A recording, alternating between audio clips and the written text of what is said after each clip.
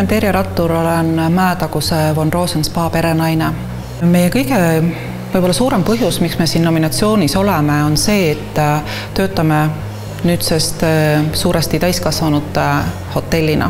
Majajuhina ma pean garanteerima, et ettevõte on jätkusuutlik ja ma näen, et need muudatused, mis me oleme teinud, see tagasiside külaliste poolt, koostööpartnerite poolt, reisibüroode poolt on olnud väga tunnustav ja meie maja täituvuse numbrid tõestavad seda. Ise lapsevanem olles ma tean, kui lihtsasti me kaotame ennast ära ema-isa rolli.